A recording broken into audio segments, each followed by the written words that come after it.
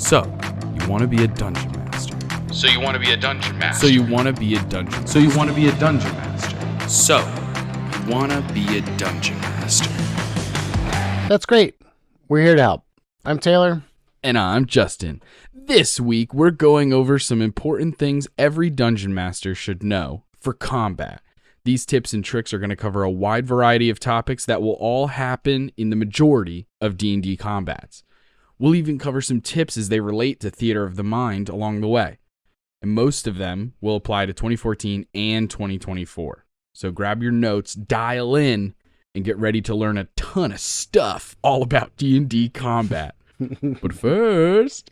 What's going to be but first?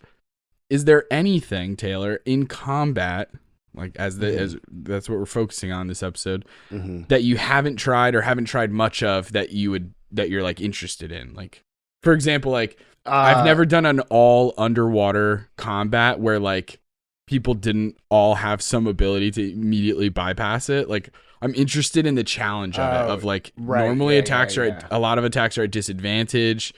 Even doing spells is really risky if they have verbal components. It's like you can do it once, but you're releasing so much oxygen. So there's like things about it that I would love to explore, because in a TTRPG way, I'm fine with that underwater thing. In real life, that's like one of my greatest fears is open ocean and stuff like that. But for me personally, that fear doesn't translate over to my imagination for the sake of TTRPG storytelling. So that's one for me, is just underwater combat in a more traditional mechanical sense of how it normally plays out. So there is one thing. So when I first read this, I thought it meant like me as a player. I've not tried. But I have two answers then. I have a player answer and a DM answer. So player answer is going absolutely nuts with summons, like conjure animals or conjure demons or whatever. Like, I haven't done that, and it seems like it would be so much fun. It'd be a pain in the ass to keep track of, but it'd be so much fun. Yeah, dude, that would be so much fun. You should see what I was able to do in Pathfinder First Edition, like my old character when we were like level 7, or no, we were just about to be level 7 before we switched to 2E. But it wasn't even like that much. It wasn't like a conjure animals, here's 8 animals. It wasn't that much, but it's still, I'm learning Pathfinder, and it was me. I had a familiar, I had a phantom spirit who looked like me, and then I had every once in a while I would have a zombie, because I had animate dead. Hell yeah. So it was like, all right, Justin, it's your turn. And it was like, okay, hold on. This thing's gonna do this. Please hold. So much like paper note keeping, being like, well, okay, so Jude the fucking zombie has a fortitude of it was just like so much to keep track of for a system that I wasn't very comfortable with. But for D&D, dude, I would love that. I would eat that shit up, dude. Oh, I want to do it so bad. Oops, all conjurers. Wait a minute, I'm writing that down. Oh yeah. Oh my gosh. What a nightmare. Let's do it. What an absolute nightmare. Let's do it. Oops, all conjurers. Right. Oh man, how do I relinquish the DMing ability so I can be a player in that game? Hey Daniel, we want you to. Hey Meadow. Hey Meadow, let me repay you for all the chaos kindness that you've given me. Here, you want to run this game? Whoa, that's a funny idea. That's hilarious. Just send her a package that she just receives in the mail, opens it, and it's like a Taskmaster envelope with the wax seal, and it's like, you've been chosen. Yeah. You must DM this game. You have 24 hours. So funny. Okay, so that's my player answer. My DM answer, though, is like a full-scale, like, city war type of deal. Like, I've seen it done a couple of times where basically, like, one player is in charge of, like, a battalion and having them go up against an opposing army of people and having that whole kind of thing play out. That would be siege sick. Weapons and shit. Yeah, the scale of it to kind of really, really somehow tackle the roots of where D&D came from in those like classic war games, while also staying true to D&D somehow, and like still telling a story, like using it to tell a story, and not just like pure strategy. But yeah, no, I want to do that as well. It's definitely on my mind with our home our home campaign. Right. Like eventually that's definitely on the cards. It's definitely going to happen eventually. And so it's like, how do I do that? Does it like which focuses happen in the background, and like how is everything handled mechanically? How do we like navigate the important NPCs that might be part of those side battles and stuff? Like, do we handle it like shaky cam, where it's just like really quick glimpses where you're like, whoa, look at over there. You know what I mean? Like The Hobbit versus Lord of the Rings. Oh, yeah. How they handle combat a little differently. The Battle of the Five Armies or whatever the hell. Those are really cool. There's some moments that are absolutely sick, man. When the dwarves all come up with their shields and the elves jump over them. That's the coolest thing in the universe. Have you ever seen the movie Troy? Have we talked about this? With I have, it's Brad Pitt. Centuries. Yeah, I mean, I know the movie that you're talking about. I may or may not have seen it forever ago. I want you to see it. We should make that a thing, because there's a clip in it that I need you to see where it's Brad Pitt as Achilles. It's in the very beginning of the movie where it's like the two kings are talking, and they're like, you send your best warrior and we'll send our best warrior, and we'll save all these men their lives. Whoever wins, like, conquers the other. and then like he calls out, Achilles! Brad Pitt is back in a tent just doing whatever he's doing. And finally they get him. He comes over. They bring out some former wrestler, like this absolute yoked guy, like huge, on the other team. Achilles comes out, sprints towards him, and just does like the equivalent of a Superman punch, but with a sword, and just kind of like sidesteps, does a little shimmy step, jumps into the air, and with his sword just comes down into the like deltoid area, diagonal across the chest, through all the lungs and heart and stuff. But it's like he does it so fast, like in and out, like it's butter. And the guy just does that thing of like takes a few steps and is like and then falls to his knees. It is, what a way to introduce a character. Yeah. Incredible. You have to watch Troy, dude. If you haven't, or like rewatch Troy at the very least. It's so good. It's so fun. They do a good job with the big battle scenes. Yeah. While still paying attention to different characters, because they set up all the characters. That's the important thing, is like setting up the characters so that when they're kind of lost in the sauce of mass battle, you can like point them out. They also, from a visual standpoint, they have like distinguishing characteristics, whereas the minions kind of don't.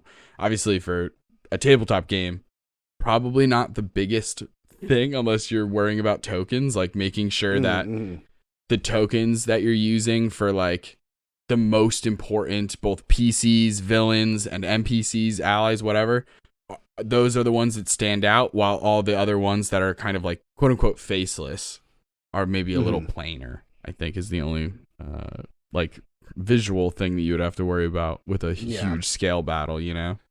Because it would be totally different in person, like the way Dimension 20 did it during Crown of Candy. Yeah. But it would be sick. Yeah. It would be a lot of fun. Hell yeah. Well, let's get into the meat of the episode. Let's freaking do it.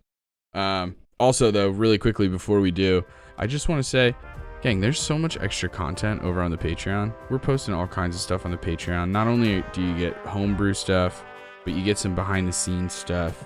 You get some extra little conversations that we have with our casts after the episodes, not to mention the bonus episodes. There's so much there for you guys.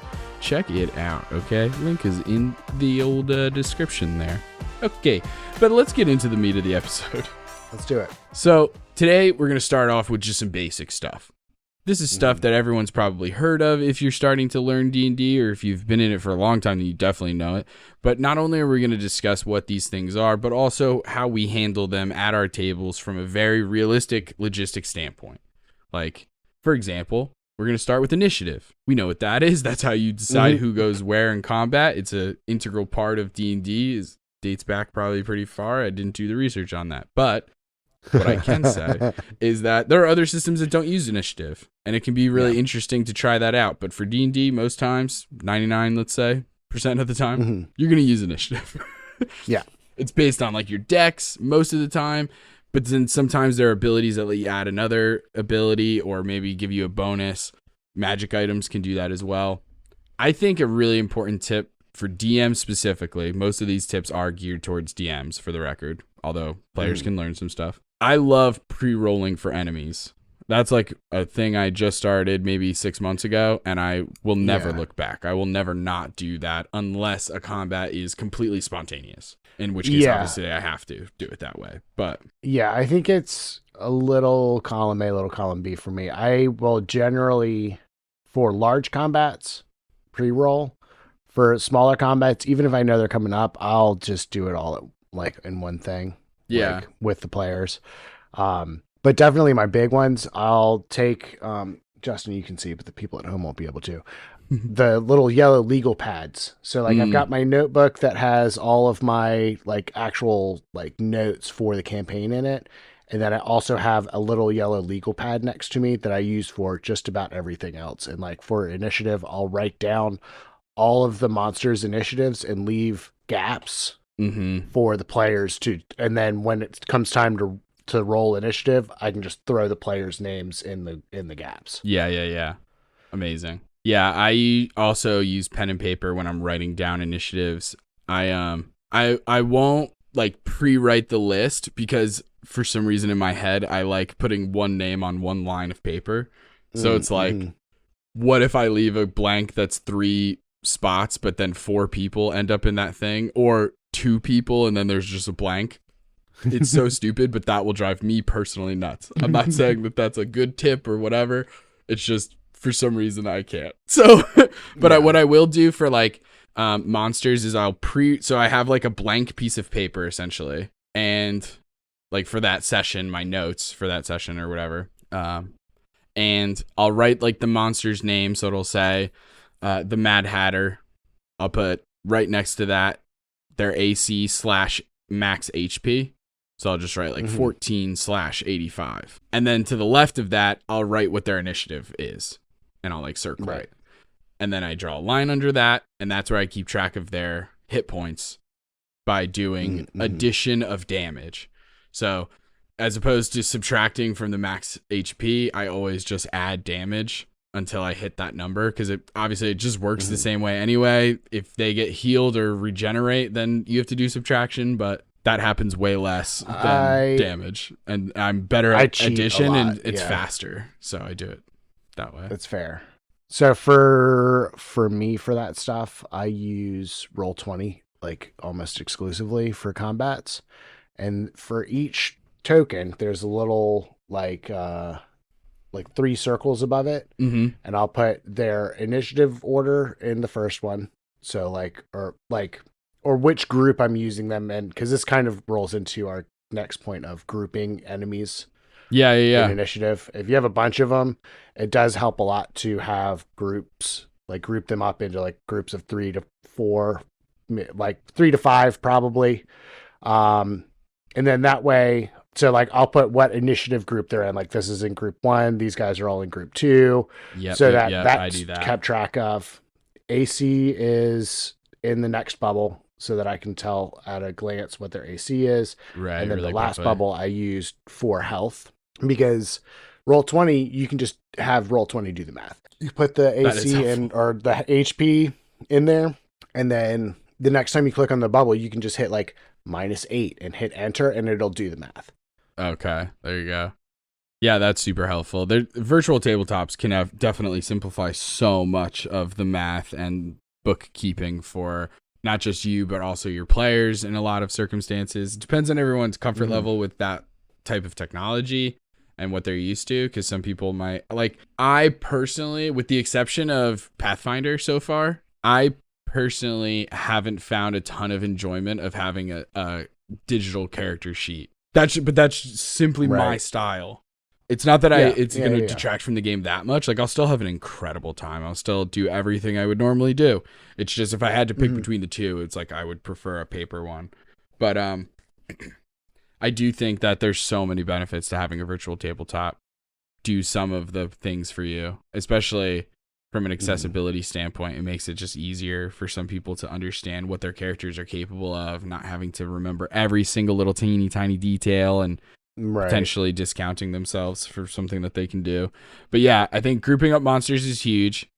I think obviously if you have like 30 minions, don't put them all in the same initiative order, but like it would be way easier to have 6 groups of 5 or 5 groups of 6 when you're doing initiative. So you're not like zombie 1, zombie 15, zombie 75. Like that's insane to do that many initiatives. It's just too much to keep track of. So you just say zombie group 1, and you know what I mean? Maybe all of those tokens, this is how I think, is I would make all those tokens maybe have the same color ring or something. Is one, if you have that much prep in like available to you, then you could do that. Or I use the same like artwork for that specific type. That way it's like, these ones are the spellcasters. You can tell because the artwork has a staff. It's like, ooh, how helpful. But it is helpful, legitimately. I poke fun at it, but it is super helpful. And then I've heard in the book, the 2024 book, they talk about like the idea of not showing your players the initiative order. And I thought that was like interesting because they talked about either side of it. They didn't necessarily say one was better than the other or anything, but just offered it as a optional idea. And I was like, oh, interesting. I can't imagine ever. I do it sometimes for the first round. For the first round of combat, I make it a point of not like, I don't go out of my way to be like, here's the initiative order, and there's just like question marks or something. It's like, you'll figure it out after the first round of combat, and then the monster goes after me. So I'm kind of like whatever about it. I also, because I don't use VTTs that like as extensively in terms of what the VTT is capable of, like I use Roll20 for almost all of our games. I have not once used the initiative tracker. Not one. Neither have I. And I've been using Roll20 for eons. And it's just like, for me, it's just so easy to write it down and just. Right. Yeah. And also, getting to it, generally one of the players will keep track of it as it's going down for the first, and I think, if that's fair. If the players want to figure out what the initiative order is, cool. Totally fair. Yeah. Am I going to sit here and answer a million questions about the order of the monsters? Absolutely not. You can figure it out. You'll find it out. I can't keep it a secret for that long. Right. Like it has to come out eventually. And because we're using initiative order, like it's gonna come out. The only thing that would bypass it would be legendary actions, which is fun to do sometimes, where you're just like, it's not their turn yet, but they're going to use a legendary action. I love that. We talked about keeping track of hit points pretty much. So then what about conditions? Because conditions are a huge part of D&D 5th edition, 2024, whatever. And I do think it's a huge part of the game. There's so many spells, so many different abilities that grant these conditions and put them onto the bad guys and vice versa. So not to mention things like concentrating on a spell. How do you keep track of all of those different conditions and who's got what? And when you're running all these monsters and you're like, okay, this is the one that's poisoned. This was the one that's stunned. This one's confused. Like all of those different things. It depends. So there are definitely times when it comes up in Theater of the Mind and I can't use Roll20. The easy answer is Roll20 has a bunch of stickers that you can throw on each of the tokens for different status effects. But if you're not using that, then I will usually make, like, by that, if I'm doing it that way, then I've got like different blocks for different monsters as far as AC, HP, all of that stuff. And I'll just write a note. I do all of my stuff as a DM in pencil anyway.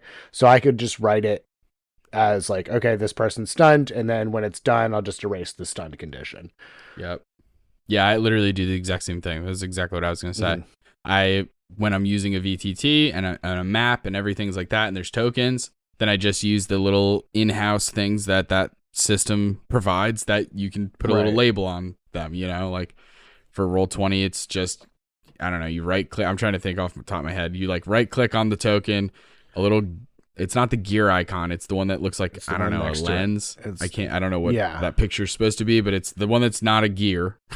Go to the other one. because there's only 2. Right, Click on right. that one, and it opens up a little box with a bunch of little labels. And they're all pictures, and you can upload your own and change them and do all kinds of cool stuff with Roll20. I keep the ones that are there because I'm lazy, and I'm like, whatever. Hey, this weird eyeball thing, that means you're charmed. Like, I don't know. I figured it out on the spot. There's some that I keep really consistent. Like concentration is always the little wavy line thing. And that helps a ton. Yeah. Prone is usually one. If they're held, it's usually the little net thing. Yeah. The net is sometimes restrained, sometimes grappled. Like whatever happens first. It's that one. And then there's like, if I'm doing theater of the mind, I do exactly what Taylor said. I use my little initiative tracker or the health bar, wherever I keep track of that. One of the two, you know? Because sometimes the initiative tracker, putting it on that is nice. In pencil, same thing. Because I'm always going to look at that before their turn starts. Because I'm going down the initiative list. And so I see that and I immediately see stunned. And I'm like, oh, fuck me. This guy's turn doesn't even exist. Fucking stunned again. Monks, you bastards.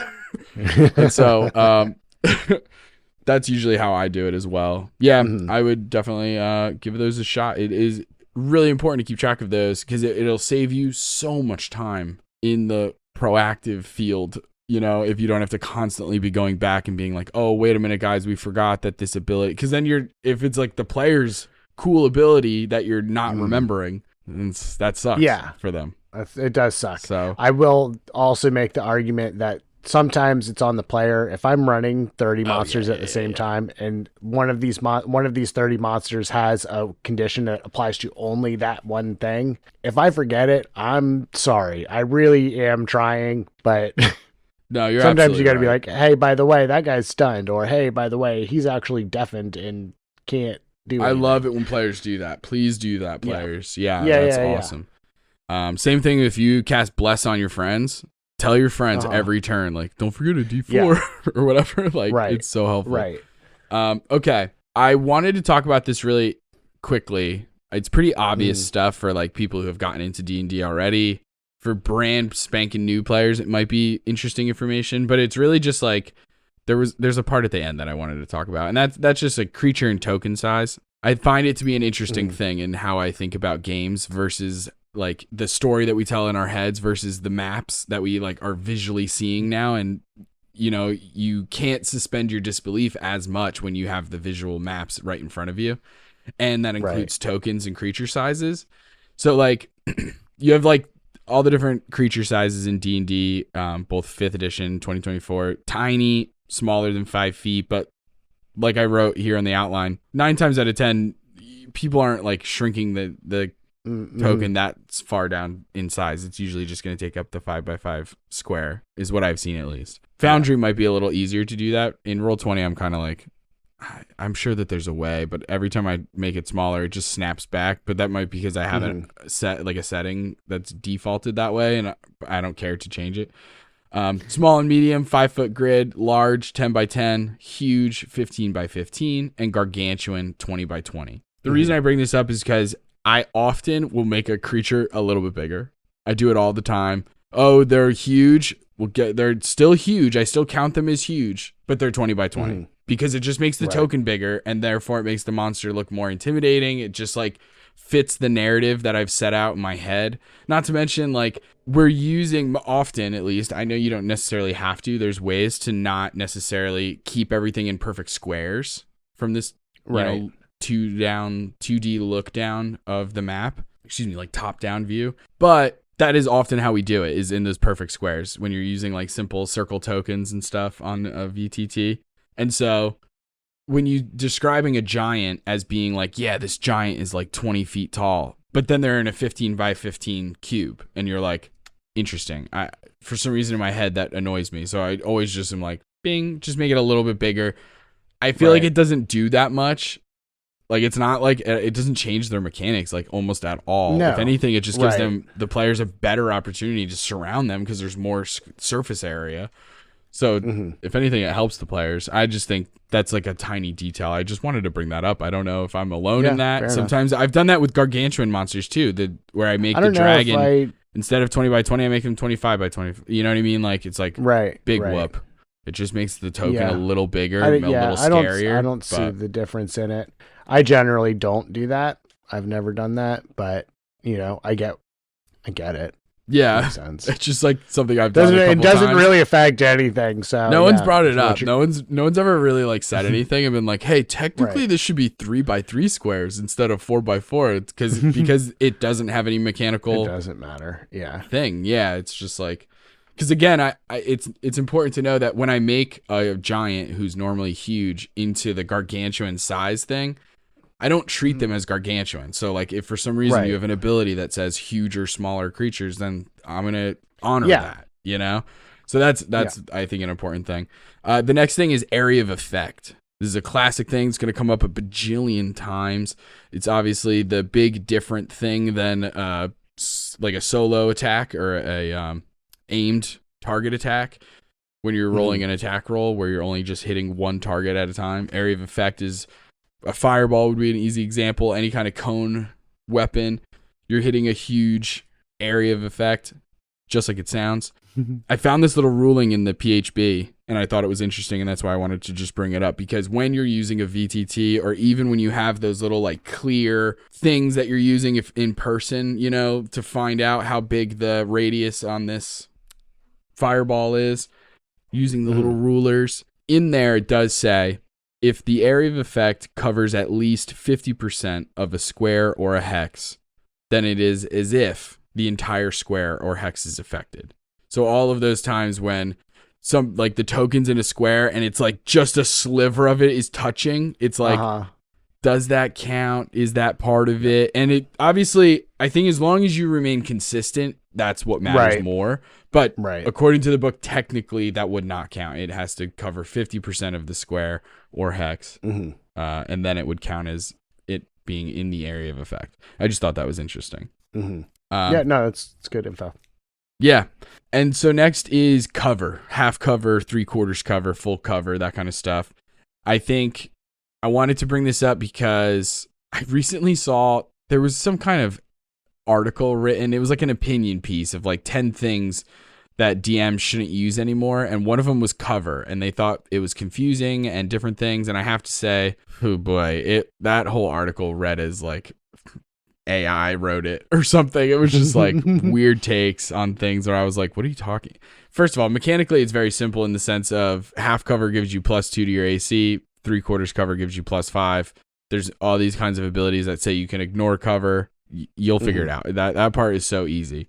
The question is, how do you know if they have half cover or 3/4 cover or full cover? How do you find that out? And then like, there's ways to do it more officially with like a map and stuff. And then there's, when you're doing theater of the mind, how do you figure it out? So that's what I want to talk about. Okay. I mean, cover can mean a lot of things, honestly. Like, they could be ducking behind a wall of some sort, or some kind of a berm or something like that. But sometimes also, if you're like fighting in the woods, ducking behind trees, hiding behind, putting a tree between you and another bad guy or something like that. And so it's a lot easier with a map, for sure, because you can kind of delineate, okay, this is a tree, this is a wall, this is a that. But yeah, especially with like the ruler tools. Yeah. Because that's where it gets into like if you want to get more like logistical and like technical with it, you can use the little ruler tools to be like, well, does the ruler hit the token or does it hit the wall first? Right. Well, oh, your token peeks out a little bit. Okay, that looks like maybe half cut. That's how I do it most of the time when we're using a map, is kind of just eyeballing it with those little ruler tools and being like, your token does stick out a little bit. I'm going to say you got 3/4 cover, but he can hit you with something, like that's usually how I handle it. And but theater of the mind, it gets a little bit trickier, but it kind of just goes into like a vibes thing. Like, if a player asks for cover, I'll ask them where they're trying to find cover and go like off of that. Okay, I'm hiding behind a tree. Okay, a tree, you're going to get half cover. It's round. You're going to get, there's no way that you're going to get your whole body behind it unless these aren't redwoods. Right. Right. You are a dragonborn and full heavy male. You're getting half cover. In the pine barrens. You're going to like it. Right. Right. Amazing. But then for like enemies and stuff, it kind of depends on if it's like an ambush situation or if they're in a defensible position, like on a wall or some kind of whatever. Like if they're in it, like in camp, like the party's trying to get at these bad guys while they're in their camp, there's going to be more opportunities for them to hide behind different barricades and stuff like that, and all of that type of stuff. So, but it's just kind of a vibes thing. Does it make sense that they would have cover? Are they asking for cover? What are they trying to cover behind? Yeah, it also helps flesh out the battlefield itself when you're doing Theater of the Mind, and it helps get everybody into it. So definitely, very handy. Should be used more, not less. I totally agree. I think it's really, really fun. It's very easy to add a little flavor to things and to truly have the environment make an impact both story-wise and mechanically. As Taylor suggested, you can ask how you're hiding, what you're hiding behind, and build out the combat encounter before our eyes. And I like to sometimes with Theater of the Mind, depending on the combat scene, some combat scenes are just like inherently simpler. So it's like I don't necessarily need a visual aid. But sometimes I'll use a visual aid to help me keep track of things. And then what I do is when it's like, okay, Taylor, it's your turn. And then I do a 5-second recap. And I do that for every person's turn if I can remember and like it makes sense if things have changed a little bit. If things are exactly the same, then maybe for the next person I don't do it as much. But that seems to help a lot to keep people on the same page. Okay, incredible. Absolutely. And then for combat, to keep things interesting, we always talk about adding some variety. And since we're still in the basic category, I was thinking about talking about things we could add to add some variety to our combats that aren't necessarily going to like really test our boundaries or like push us too outside the box, and very much is in line with what D&D wants you to do when you play the game a little bit. Like these are all tools in our box. I'm so handy around the house, you have no idea. And so we have first of all, there's so many interesting monsters out there. I think that's a huge part of it. Like we have a lot of monsters in our head that we think are interesting because D&D has pushed the narrative that you must use black pudding and a gelatinous cube and all of these things. And there's a time and a place for that. But man, if you branch outside of not just the normal monsters, but also even the source material and get into third-party 5th edition written stuff, like stuff that's written for this system, but it's like very published and established and trusted, such as Tome of Beasts, Kobold Press. I've talked about that like in 30% of our episodes. There's so much out there. It's just like, I can't tell you how many times I've surprised veteran D&D players with a crazy ass ability that like wizards have never come out with. And it's because of just using some third-party stuff, adding in little things here and there. It's so interesting, all the different types of things that monsters can be capable of that could surprise your players. And then you have to change strategies. It just is a little bit more exciting to show them different mechanics. Yeah, all kind of different abilities that are super, super fun for you as a DM to use against players. Notable mentions like pack tactics, that like, wolves and stuff have this, but you can also give this to a group of like goblins or some other type of creatures. Like you can just do that. You're the DM. You can do what you want. Yeah. Absolutely. And I mean, just a whole bunch of different ways of making the enemies just kind of different from normal without changing a whole lot of the mechanics of how they work. You can make them be telepathic. Spell casting and stuff works really good. Giving them crazy cool spells. There's a whole bunch of stuff in like these third party and also in D&D, a lot of spells that don't get used a whole bunch that definitely are a lot of fun. And you can find a way to you can sculpt the encounter around like one spell if you want, like of like, hey, I'm going to try to funnel them all into this one little spot and then hit them with chain lightning or something like that. Like that's kind of a basic thing, but also puts strategy on the side of the bad guys, which the players have to counter. Yeah. That's another big tip of using your enemies, most of them, if they have a decent modicum of intelligence, like most of like anything humanoid or anything like that, they're intelligent and can act with strategy and whatnot. So there are ways to use them as like either ambushers or come up with some kind of crazy out of the world, out of pocket plan, call for reinforcements. Preparation, traps, hazards, all kinds of stuff. Yeah. Illusions, like trickery. There's like a million different ways. Like you mentioned, like maybe using a specific spell as like the basis around. And like, I think I heard one time this like crazy out of pocket idea that I was like, bro, that sounds mean. Actually, I don't know if I'm going to do that, but it involved like first you use seeming, right? So you can make like up to 8 people look a certain way. It's disguise self, but for a bunch of people, and it lasts 8 hours. It's not concentration. Then wow, okay. So you can make people look like as long as it's a humanoid, you can make them look like anything. So you could just make 8 people who live in the town look like zombies, for example.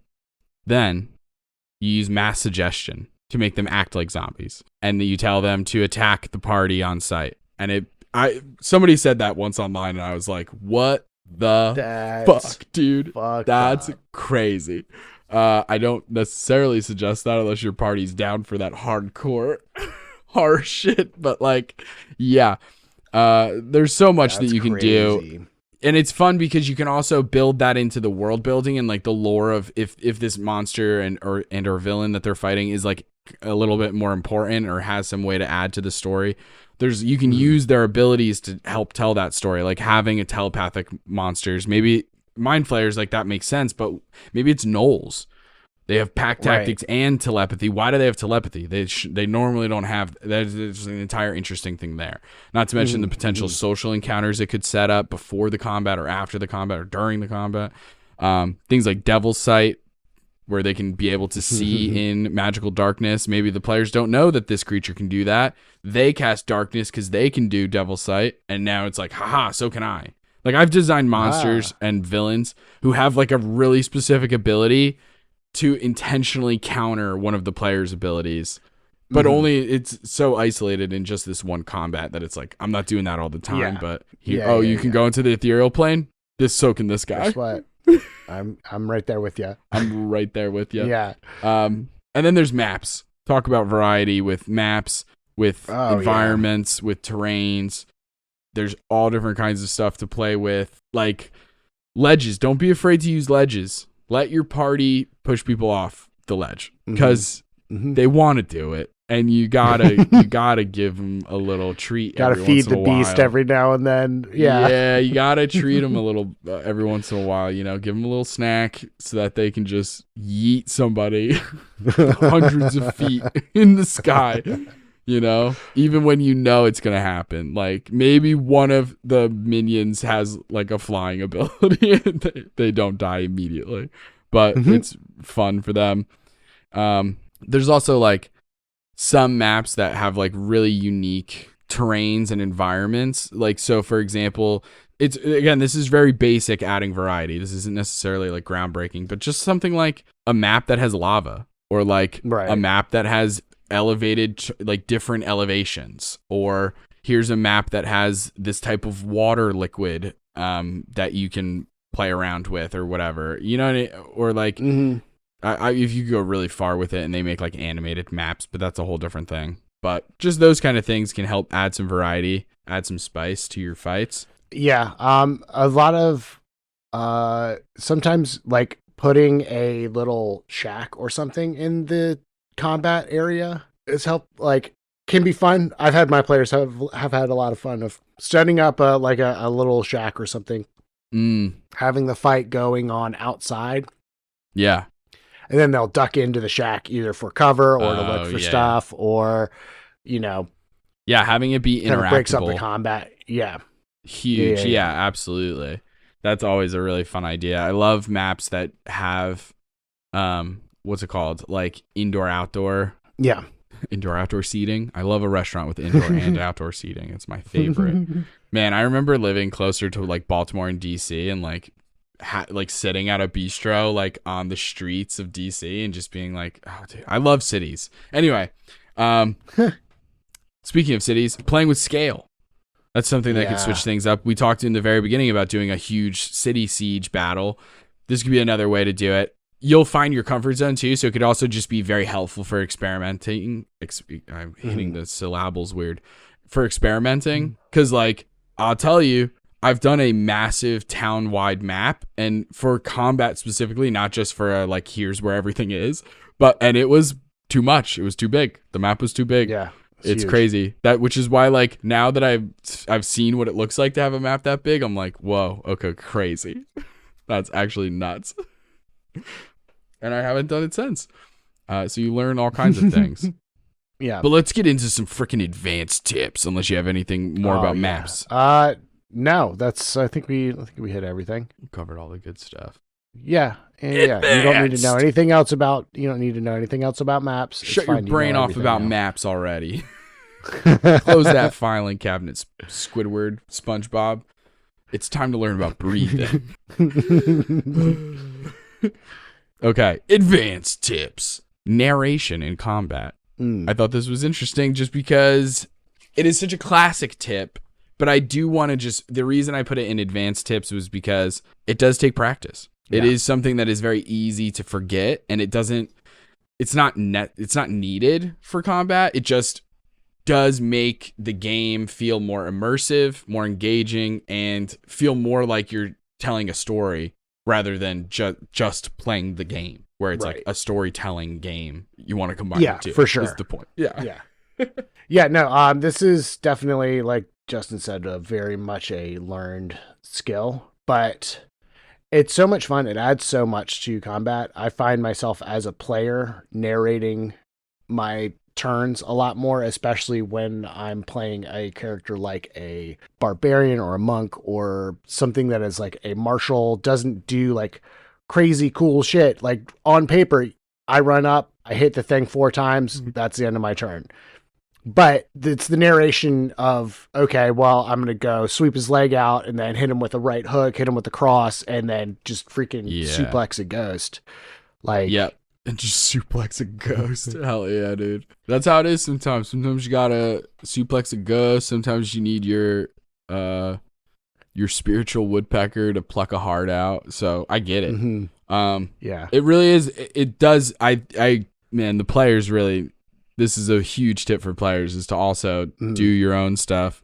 So I do think that's super, super important. And it just is better for you. It's better for the table, better for the DM. It helps so much. And when your players are doing that, I think it's important for the DM to let that happen, to allow space for that and time, and to not cut people short necessarily. And also, like, what I have found is sometimes I'm so used to doing a lot of narrating that sometimes the player will just say this entire incredible description, and then I'll just re-say it. For some reason, I don't do it all the time, but I do it sometimes. And I've noticed in editing where I'm like, dude, he just said that. Like, you don't need to say it again. Like, why are you just re-describing? He just said that. It's so funny. So definitely leave space for that. And then, but if you're looking for when you should jump in as the DM and maybe give a little description, if for some reason your players aren't doing that, obviously you control the NPCs, the monsters, those are all great opportunities. But it's like anytime that a condition is befallen across a NPC or a monster, losing or gaining hit points, especially when that monster has like resistance or vulnerability to a damage type, a description is super fucking helpful in that moment to let the players know, like, ooh, you thought I need to think of some other ways of saying it, because I really do just fall back on it doesn't do as much damage as you would think it does. Yep. Or think it should. Single time. Every single time I need to figure out some other fucking ways of saying that. But yes. Jeez, that does more damage than you think it should. Yeah, like it's getting old. That's what happens when you record yourself playing the game and you notice all the things you say over and over and over. Right. Yeah. But also, like, anytime that there's like particularly cool spells, features, abilities, it's a great opportunity to just spice it up a little bit. And you'll find the sweet spot of like combat is actually taking even longer in a not good way. So maybe dial back on the descriptions or find another way to cut some time. Because that's the thing is, like, if combat takes long, but everybody is having a great time, who cares? If combat is taking too long and people are not having a good time and you think that it's because of the length of the game, then that's where you maybe dial back your narration. Maybe there's ways the actual mechanics can be hit differently or like made more efficiently or something. But yeah, to each their own. Some people go for hours for combat. And in certain games, I'm down for that. And in other games, not so much. Depends. Depends It on all the goes game. back to depends. We really need to be hitting them up for some sponsorship because we say that a lot. Seriously, they owe us at this point. They owe us. So changes during combat. This is just the idea of changing things during combat. I put it into two categories: planned changes, because again, these are advanced tips to make combat a little more interesting and to just spice things up, and also ways you can do combat. And so planned changes during combat, one example would be like a terrain change where like it starts with just a craggy thing. The volcano hasn't exploded yet. Mid combat, you have it set for round 2 during initiative 20, whatever it is, right? Boom, it explodes. Now the terrain is all changed. Oh gosh. Oh no, we have to change our strategy. I'm standing right in the freaking path of the river of lava. Whatever it is. Like I think that's actually, that example goes hard. I think that's an awesome one. Yeah. Nailed it, Justin. Well done. But I also I just think it is such an easy way to make that combat feel memorable. Right. You know? It's literally just like, okay, you have 2 maps instead of one. One has lava, one doesn't. Or you literally just draw in. If you didn't have the second map, you can just use the little drawing tools, choose orange and red and maybe a sprinkle of yellow if you really want to go, and just go to town drawing your little river. And that's so cool. Have some dex throws to get out of the way. Done. Next up, we have monster changes or upgrades, I wrote. Oh, yeah. Phase, I love having this the one. boss go into phase 2 or... Frieza style. Right. Yeah. This isn't even my final form. There's a lot of cool ways to do this. That is a lot of fun. Mm-hmm. Yeah. It's so interesting from a story standpoint. I think obviously you want to make sure that like the specific person or creature that's doing this has a reason to do it. I think that's important. But like mechanically, it's very simple. It's just like, it can be as simple as just having 2 different monster stat blocks. And it's like, okay, when this one hits 0, it becomes this one. And then I'll just describe how that looks.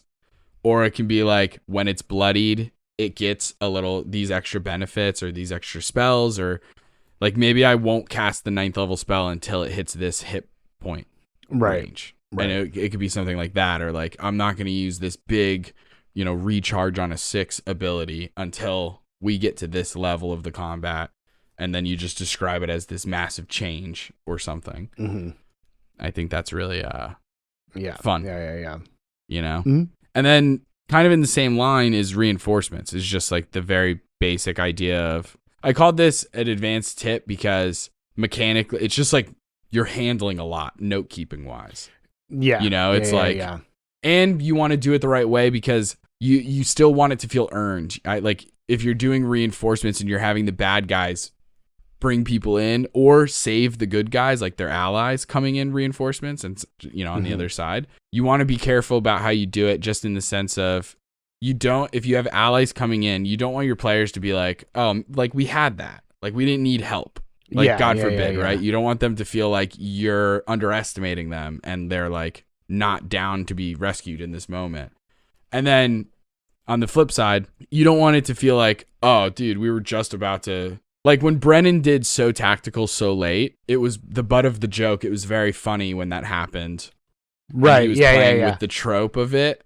But like, if you were doing that in a not funny way and like it was just like, oh, okay, we defeated we defeated Vecna. We defeated this pretender god. Oh gosh, we put in so much work. Oh wait, there's actually another ancient dragon that we have to, fuck. Oh man. I thought we just put in all this time and there's actually a different villain. Like, oh, okay. I guess we'll fight him now that I used all my good spells.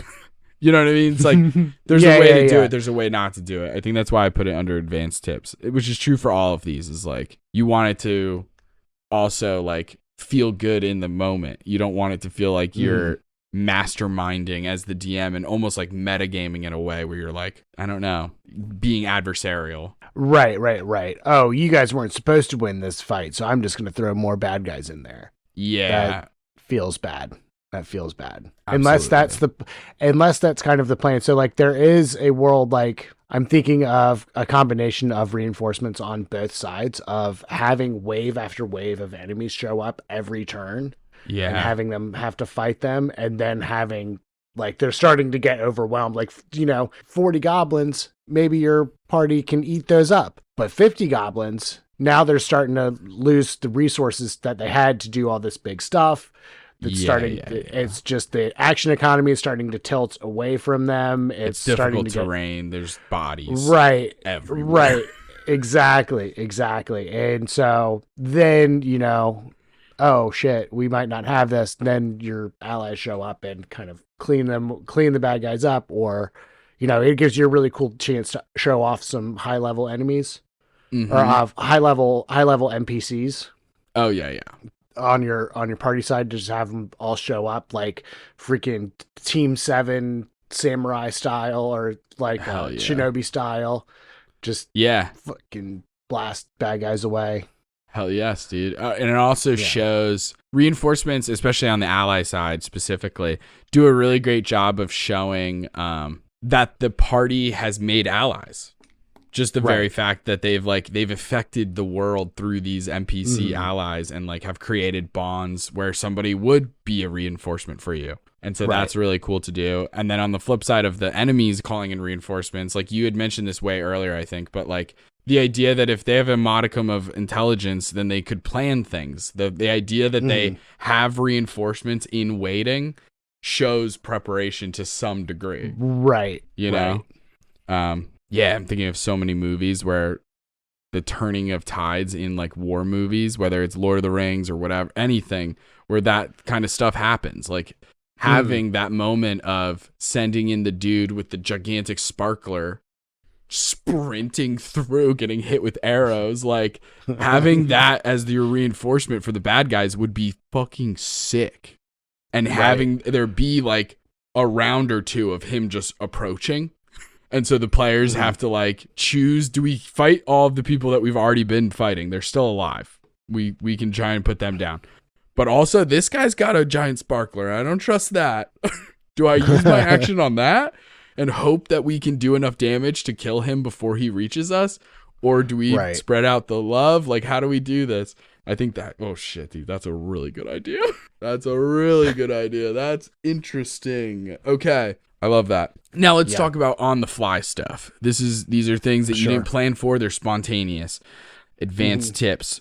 Responding to the changing battlefield. So that's like the overarching thing is one of them. So as an example, having the monsters and villains, the people that you control as the DM, respond to the changing battlefield. That's what I mean.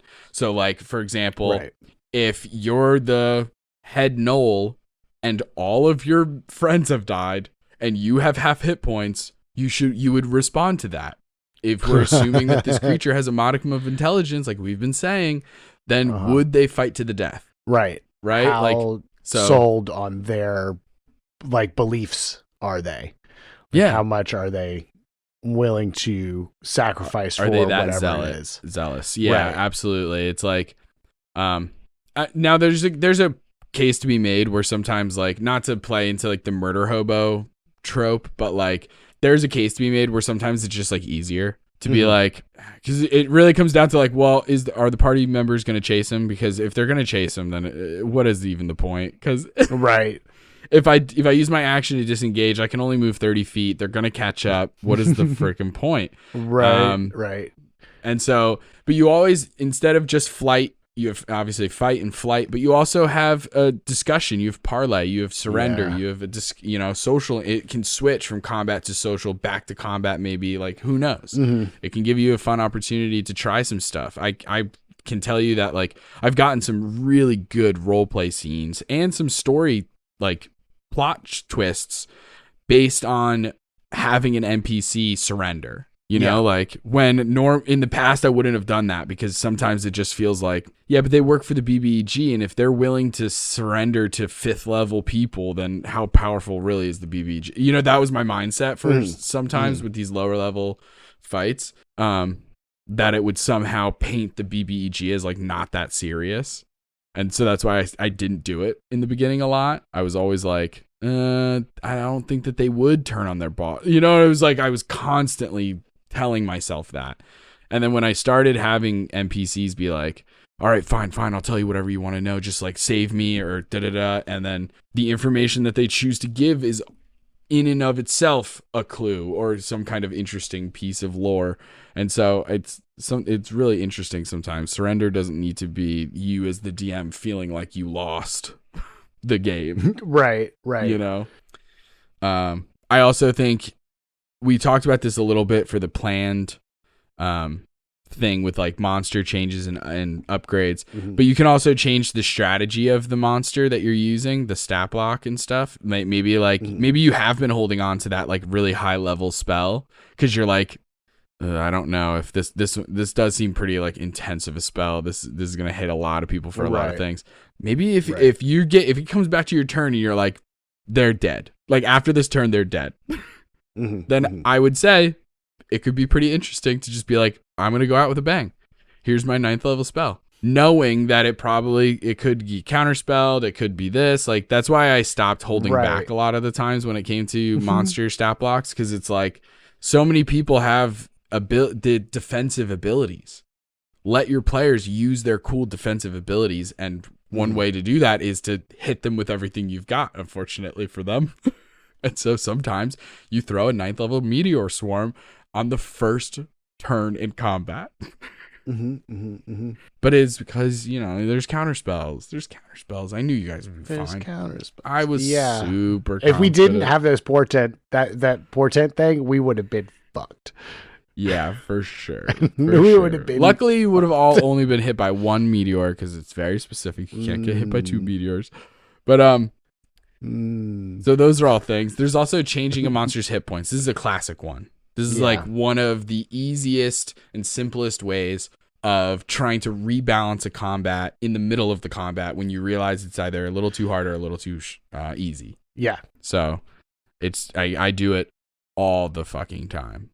I'm like, absolutely. Okay, the stat block. Also because like for actual plays, and I've mentioned this before, I do a lot of glass cannons just because otherwise combat will take 4 hours or it'll have to span 2 episodes. If I were to you guys are high enough level where in order for me to challenge you, I would genuinely have to be using such insane CRs with huge hit point pools where it's like, woof. Right. It's doable, but it's just going to take forever for the show. Yeah, that's very specific to the actual play. It's the idea that we're creating a show and we don't want too long of episodes. And so that has to be something that we consider. For home games, all kinds of stuff are possible. Man, it's nuts what monsters are capable of. It's so interesting. Even then, though, I'll simplify things a little bit and I'll just like choose a monster. I write down like all of these spells. I pre-look at them, and there's so many times where you can look at a list of monster spells and you're like, never going to use that one. Not going to use this one. Not going to use this one. These are the 5 that I'll probably bounce between. And that simplifies things so much. I can't recommend that enough. And then we also talked about this in detail before, so we don't have to go in detail again, but the idea of adding reinforcements. Yeah. Adding combatants on either side can be something that you do on the fly. It is, as you can imagine, an advanced tip, balance, but it can absolutely help. Yeah, for sure. So that's always something. And then last but not least, we have some adding variety, the advanced variety. Whoa. And I put this here because I think there's a ton of ways that you can spice up combat that like depends on either like trust at the table, like good relationships, a lot of communication, session zeros, like all this preparation and planning and like open dialogue between the DM and the players.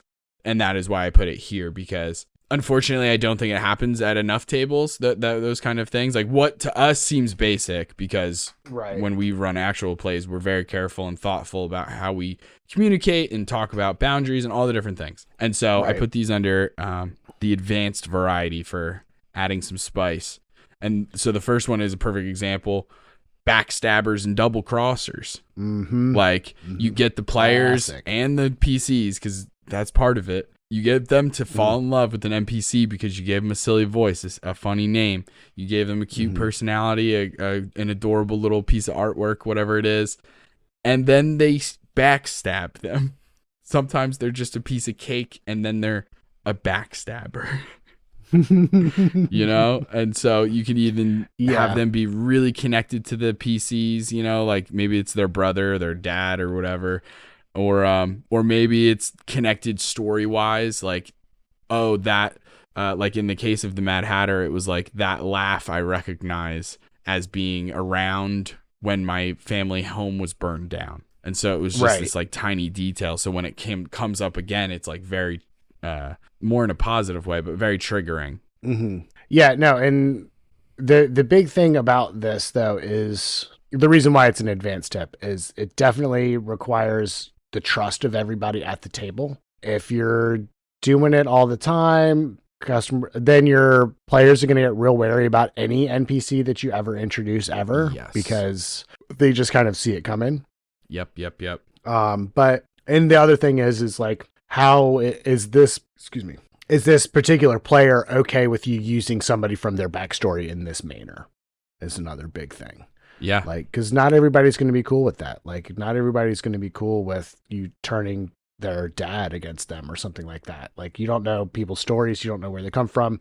Definitely make sure that when you're going to do this, that the person or persons involved are okay with it before you do it. Otherwise, it's going to lead to some not fun times at the table. That's an awesome point. That's a really, really good point. It's so true. Yeah, I always make sure to do that because the players only get to interact with the world through their character. And part of their character and the parts of the world that they can touch include their like family and friends and closest people when you ask them about backstory stuff. So the idea that they have an idea in their head of their dad in the game, and you're like, actually, he's a terrible person. You're like, no, dude, what? In my head, he was the sweetest guy. Like, no, please let me live this fantasy for once. That's huge. Yeah, definitely important to have those conversations. And, you know, you're going to find plenty of people who are down for the trauma. Absolutely. You know, like, yeah. Jeez Louise. By no means does that mean you're never going to be able to do it. And there's also ways to ask about it without giving away what you're doing. Yeah, for sure. You know, absolutely. Ask it Justin at did session it with zero. Ask so you can ask everybody at once and be like, hey, show of hands out of everybody here. Yeah, Mythos. Yeah, with Mythos season 1, they sent out a message to me and Connie, but they phrased it in a way that made it seem like they were asking everybody at the table. Hey, I'm asking everybody just to see who's down for what. Would you be okay with me using somebody from your backstory as like, you know, the big bad or something, like have him break bad or something like that? And both of us were like, fuck yeah, do whatever you want to do. Come to find out, they only asked me and Connie. The other people at the table were not even, the plan was there beforehand. Yeah, but neither of us knew what was going on until probably episode 2 or 3. Like, we didn't know for a little while that it was that was what was going to happen. Right, for sure. Yeah, and it was really funny because like I maybe would have asked more of the cast if you guys had said no. But because I already had plans for Hermes and for Daedalus to be so involved that I was just, of course I was going to ask you guys first. And if you guys say yes, then I don't have to ask anybody else. So at the time I didn't mean it to be live, but I like that the way you said it was the way that I phrased it, which is I lied. Yeah. Yeah. It's really funny. Yes. So be careful about that kind of stuff. I also put in here big mechanical changes out of nowhere. So this one is more of a warning than anything else. Is sometimes you're trying to spice things up and you spice too close to the sun. And an example would be with the Mad Hatter, where I reversed how the D20 system works for AC with one particular. Now, there's things I learned from it that I don't regret it. I still am glad that it happened because I do think it makes sense, like mechanically speaking, for the Hatter. Because of topsy-turviness, it was cool. I think if I changed the numbers a little bit and maybe even explained it beforehand and was very explicit about how it worked as opposed to it being a surprise, I think there was ways I could have done it that would have been awesome. But it was cool seeing the players try and overcome this weird new mechanic where, guess what? A nat 20 is actually a fail. Nat 1 is a success, and you have to roll under the AC instead of over it. Fighting with my eyes closed just to give myself disadvantage. Everyone was finding ways to give themselves disadvantage. It was really cool, being really careful not to flank. So it was just like a cool thing to do. But in the moment, there were definitely like when somebody got a nat 20 and I had to, in the moment, inform them that that's actually a huge failure. That sucked. Like that just sucked, and that's not good. So lesson learned. There are probably other mechanics that you can add that would be way more better. Like adding in like the mechanics that you use to drive the airship while the combat is going. That's an idea of adding a huge mechanic, but much better. You can also just make the combat very complicated. Obviously, I put this idea in there because of like high level play. Like high level play sometimes in and of itself is advanced because of how much more rules there are. And in order to challenge the players at those high levels, you have to put in like crazy monsters who can do crazy things and have the combat be really interesting and dynamic so that the players have other things to use their action economy on. So the very idea of a complicated high level encounter to me is advanced. And then the last thing I put was experimenting with new styles, and this includes the idea of like if you're uncomfortable with doing a lot of narration, give it a shot is what I'm saying here. Is when you find that table and that group of people that you trust and that you feel comfortable letting yourself get a little vulnerable with, then you can try something new and trust that you're in a safe space to do so.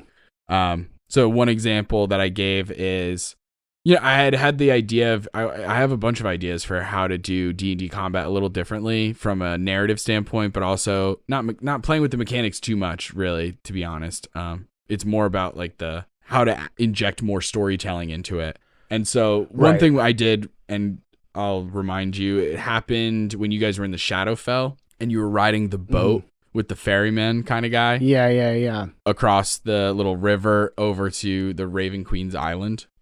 And like we had a combat or a series of combats and challenges across that river, but we didn't. I don't even know if we rolled initiative. It was really just like we're just whipping spells and having fun. Mainly used like hey, this thing comes up. How are you dealing with it? All right, cool, awesome. That was awesome. Next person's turn. Now this crazy thing is happening. What are you doing to overcome this crazy thing? Yeah, absolutely. I was handling it more like Kids on Bikes almost. Right. Where it was just like, I'm just letting everybody get a little spotlight. You can use your spells and different abilities as inspiration.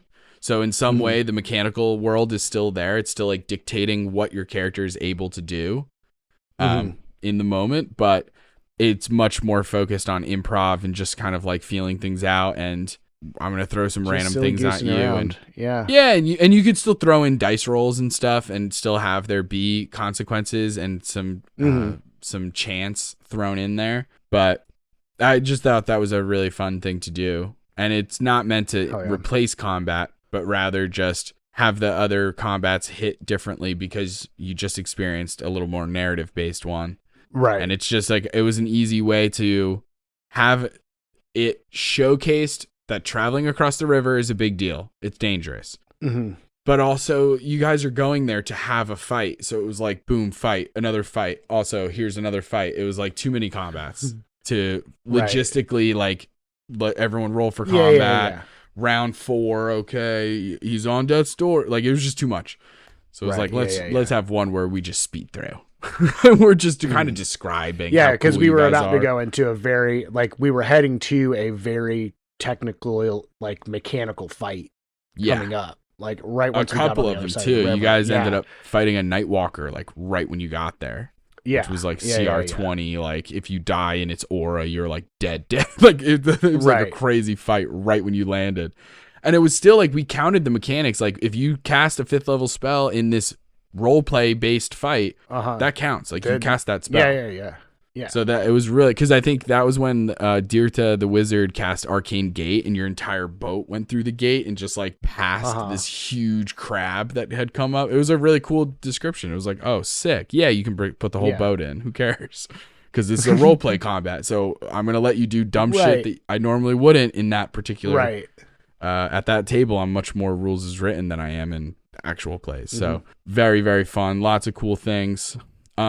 Is there anything else that you can think of, like in terms of your own style of how you DM a combat? Is there anything that you would be willing to try that is a little outside of your comfort zone, or does nothing come to mind? I mean, I haven't done the narrative combat style that you were talking about. I don't know if I would probably run that more like a skill check or a skill challenge than an actual combat. Right.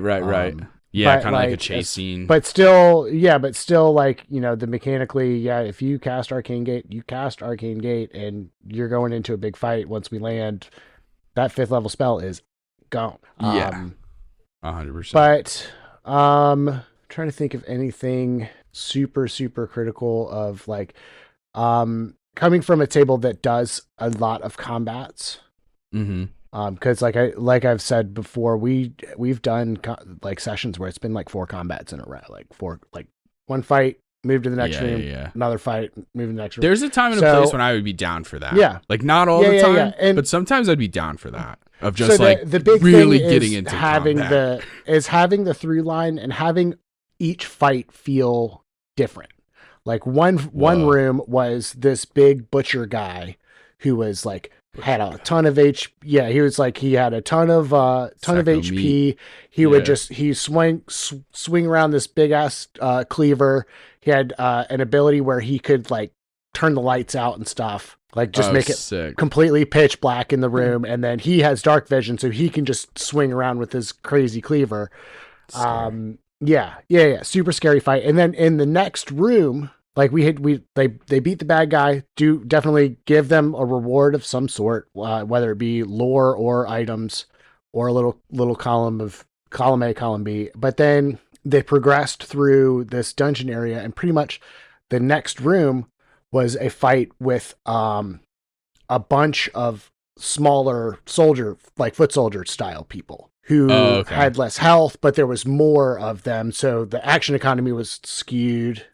Were they related to the butcher in any way, thematically speaking? Like, were they? Yes. You went like this with your hand. People who are listening, unfortunately, you went like this with your hands, and I pictured just the tiniest butcher, and I was like, "Oh, a bunch of little butchers is really funny." No. So actually, the through line of this particular dungeon was, it was a carnival that was kidnapping people to the Fey realm, and then it would turn, like, part of it was they would turn people into like pigmen or like different food related animals.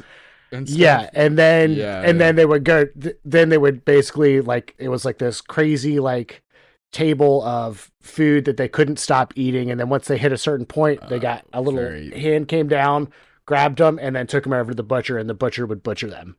And then they would get put back on they would get put back on the conveyor belt and then fed to the new people to fatten them up. Brutal.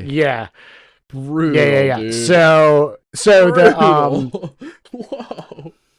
Yeah, so the foot soldier types were people that had been transformed into animals, but were kind of like running the show, so to speak. They were kind of like, they had been picked out of line to be like, hey, you're going to be a guard now, rather than us. So like, and they're all been brainwashed and all that stuff. So it's very Stanford prison experiment where it's like, dude, we're the same. Why are you doing this? Yeah. Whoa. Holy shit, dude. That's gnarly as hell. And then it Whoa. led to the big boss fight, which was a giant spider, which is a dinner plate which eyes. had like spell casting abilities and webs and all this crazy legendary actions and like, yeah, insane. Well, I don't think I'm gonna be able to top that. What I will say is that in preparing for the next thing that we're recording, I've been doing a little bit of research in regards of combat encounters and maps, and trying to add a little spice to my next potential combat. And I did learn that water can dissolve more substances than any other liquid, including sulfuric acid. And so that fact comes to us from Big Tap. Thank you, Big Tap, for sponsoring this episode. I knew it. Truly Okay. Yeah, no, that's all we can get into this time. You can find us on TikTok and Instagram at Soyouwannabeadm, or you can ask us a question at soyouwannabeadm@gmail.com. If you like the episode, don't forget to give us 5 stars and a review wherever you found us, and check out the Patreon, the Twitch, and our merch with the link in the description. Join us next time for more Dungeon Master tips and tricks. Bye. See ya. And now, I have the honor of giving a shout out to the members of our Patreon gang. Numuffins, may Palor's light shine upon you. Mercedes, have you watered your flesh prison lately? And then there's Elijah, Molly, Tappy, and Linguini. Gang, we appreciate and love you. Tune in next time for more tips and tricks from So You Wanna Be a DM.